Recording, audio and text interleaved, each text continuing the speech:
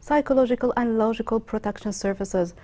According to the Humanitarian Need of the Displaced 2023 report issued by the Executive Unit, 528 camps, it lacks the necessary protection services and identity documents, which leads to depriving most of the displaced in the camps from these necessary services.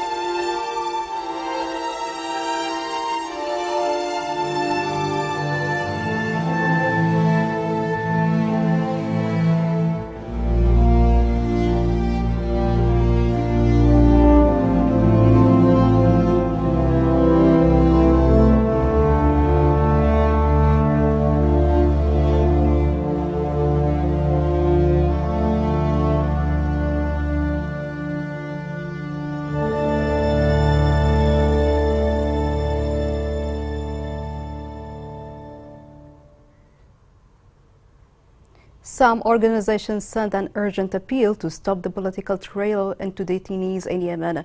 The organizations urged the special procedures of the United Nations Human Rights Council to intervene to stop the political trial of the detainees held by the Houthis and other parties to the conflict. The organization's statement said that the United Nations must do more to address arbitrary detention by all parties to the conflict. Hundreds of teachers carried out a protest to condemn the killing of school principal this week in Taiz. They called on the leadership of the local military and security authorities to quickly hand over the murderer, who is a member of 117th Air Defense Brigade.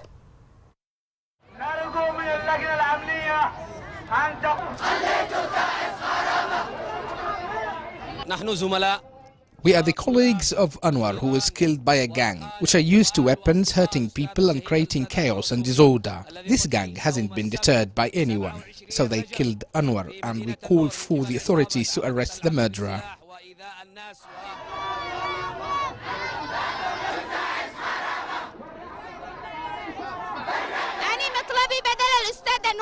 Mr. Anwar was a respectful person, and he was killed intentionally. All people know he was a kind person, thus they exploited him. I want my brother's revenge. Yemeni children continue to struggle with war traumas since the Houthi coup in 2014. This report has more details. The war in Yemen has been raging for almost 7 years. The failure of any military solution or diplomacy brokered by the UN to end the conflict, economic decline, and the collapse of the country's health and educational systems has led to a commensurate rise in poverty and unemployment, and an unprecedented increase in the numbers of migrants. The number of children involved in child labor has climbed to 160 million globally, and the COVID-19 pandemic threatens to push more people into the workforce. With the escalation of the armed war in Yemen in 2015, the number of out-of-school children has more than doubled, leaving more than 2 million school-aged children out of the classroom and risking their futures. Labor is an everyday reality for around 23% of children between 5 and 14 years old in Yemen. From sexual exploitation to slave treatment, these children are the objects of cruelty and malice. Their health, physical as well as mental, their security, and their development are drastically affected. There are thousands of Yemeni children who drop out of school to earn money as mechanics, blacksmiths, carpenters, agriculturists, and other fields with high human capital demands. Families are often aware of the hazards child laborers face, but are burdened by their own nominal earning power. UNESCO reports that 11.3 million children in Yemen are in need of humanitarian aid for protection in the present conditions, which represents a state of emergency as acute poverty grows. Similarly, UNICEF has gathered abundant evidence that nearly half the residents of Yemen in 2014 were living under the poverty line. The recent report clarifies that at present, the rate of national poverty has risen to nearly 80%. That is, 8 out of every 10 children are in families without sufficient income to secure their basic necessities. Houthi-laid mines continue to claim lives of civilians, especially children. In Hodeidah, 2 children were killed in mine explosion. The following report has more. This is the child Abdul Malik Abdullah Hassani from the city of Hais, south of Hodeidah. He miraculously survived death as a result of Houthi mine that killed 2 of his friends while they were playing soccer. Abdul Malik is still living the painful shock of losing his 2 friends. I got an injury in my face. We were playing football, then suddenly a mine exploded. My friend was torn into pieces. It was extremely terrifying. At first I was holding the ball, then I passed it to Yaqub. He held it and started running. The mine was right next to him and exploded out of a sudden. Yaqub's body was split into half. They called the ambulance, but his body was burning already. There was smoke coming out of it. I covered my eyes and ran to my dad. I was crying so hard. These children gathered to talk about an accident and the tragedy of which they are victims and witnesses. A horrific accident occurred on the 14th of February, caused by a Houthi mine which resulted in the death of 2 children, Mufid Muhammad and Yaqub Nazhan, without any guilt, so that the Houthis would include them in the list of their killings and targets. They went out as usual to spend some time playing football in a dirt field that is almost one of the few outlets in the area, and they thought it was safe, but it is a Houthi mine farm that harvests the people of the region without discrimination. We used to play with our friends every day. After the accident, we are all so upset for losing our friends. In this place, the painful incident took place, as if the children were on a date with death without realizing it. You see where the United Nations, the international community, and human rights are regarding these disasters that claim the lives of generations. The area is full of mines, and the situation requires the intensification of the efforts of the engineering teams to clear mines and the adoption of an executive center to deal with mines in the liberated areas of Hodeidah, in order to remove the nightmare of mines and explosive devices that are planted by the Houthis in the areas that were under their control and are now disturbing the lives of civilians. Coming up in the news.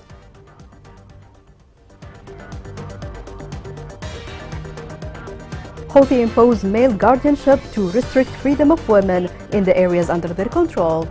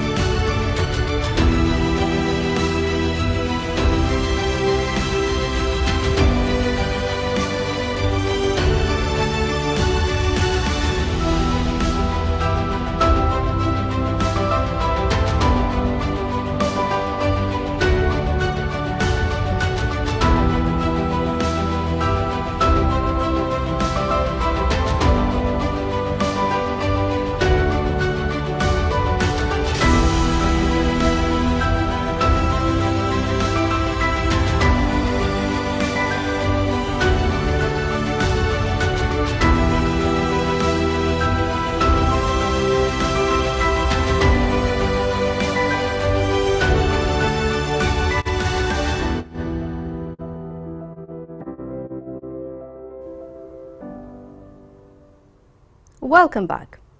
Houthis have imposed new measures to restrict the freedom of women in the areas under their control. Such a rule bans women movement and travel between cities or outside unless they have a male guardian. This report has more details. Residents and activists claim that the Iran-backed Houthis, who have governed swaths of Yemen since capturing the capital Sana'a in 2014, have increased travel restrictions on women in the last 8 months. Yemeni society, although very conservative, has long allowed for individual liberties. However, this is changing under the Houthi movement, which was created with the goal of establishing a theocracy. The Houthis have tightened restrictions on women traveling without a mahram or a male relative even within the nation. Earlier this year, Houthi police women who call themselves Zainabiyat arrested scores of women for shopping without a male guardian in the northern city of Sada, the movement's heartland. The Iran-backed Houthis banned women from shopping without a mahram, asked women to adhere to Islamic dress codes, and limited women's shopping options in the city. To enforce the restrictions, scores of all-female morality police officers were observed looking for offenders in Sada back in Ramadan, when streets were packed with shoppers. Dozens of unescorted women were temporarily held by the Houthi police. The Houthis have detained scores of women for breaking Islamic dress regulations, prohibited wedding music, and arrested singers and artists who defied the ban. Women are not permitted to go alone after dark in Sada or certain small towns, even in medical crises. Female freedom restrictions, similar to those imposed by the hardline Taliban in Afghanistan, are not part of Yemeni legislation and are imposed arbitrarily by rebel commands. During the summer, the Houthis closed swimming pools, fitness centers, and other enterprises catering primarily to women as part of their efforts to Talibanize Sana'a. However, the campaign is not limited to civilians. Following oppressive limitations on Yemeni female relief workers, the UN Refugee Agency accused authorities in northern Yemen of Talibanization. According to the UNHCR, the imposed restrictions hamper access to the female half of communities. Following 7 years of horrific fighting, the problem has hindered humanitarian relief operations for more than 24 million people in need of assistance. This comprises millions of internally displaced people, as well as 97,000 refugees from other nations who have temporarily relocated to Yemen. The constraints exacerbate already challenging conditions for the millions in need of assistance, at a time when international donors have mostly abandoned Yemen. The governor of the Central Bank of Yemen revealed that the Saudi deposit of $1 billion is not the solution to the disastrous economic situation in Yemen. He said that the deposit is considered a means for the central bank and the government to continue economic reforms and rely on resources. He pointed out that the government has lost more than 70% of its budget sources due to the suspension of oil exports. An international report predicted that millions of Yemeni families would face gas in food consumption due to the high prices of food. The report clarified that in the coming months, poor households are expected to be affected by further increase in food and fuel prices. They explained that oil exports in areas controlled by the government are suspended due to the threat of drone strikes directed by the Houthi militia. Ready-made clothing stores in Aden are threatened by bankruptcy due to the spread of poverty. Owners of clothing stores said that consumers have been reluctant to go to stores for months and no longer receive during 1 month the value of their rent. The prices of clothes have risen to insane levels, making citizens unable to provide their families' clothing requirements except in cases of necessity. Citizens in the Houthi-held areas complain about the absence of electricity service to make their black market prosper. The Houthis have imposed a new service called the commercial power, which people cannot afford to pay its bills. VT.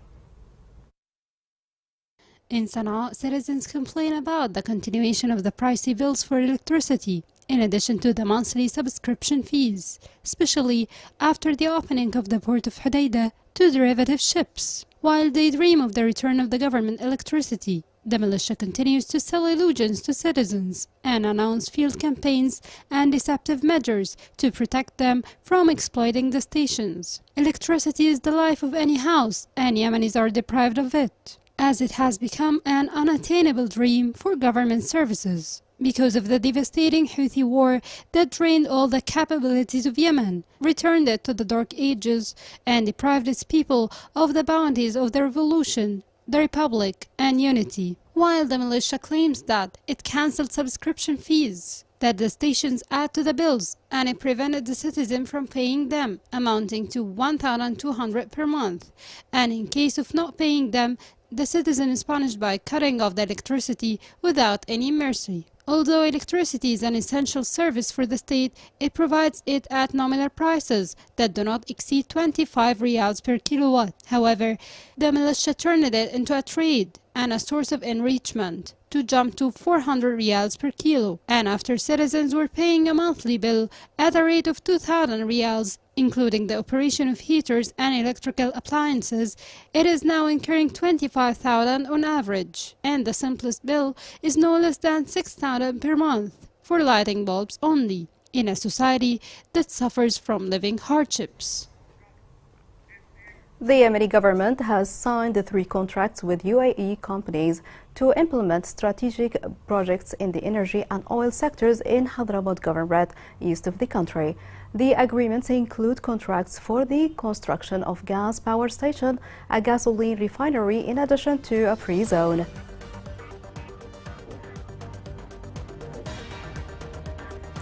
Here is a reminder of the main headlines.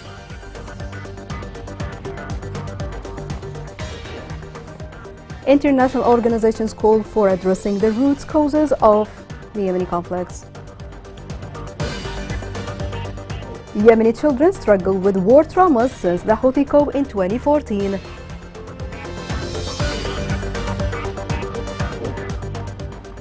Houthi-laid mines continue to claim lives of children in Hodeidah Governorate.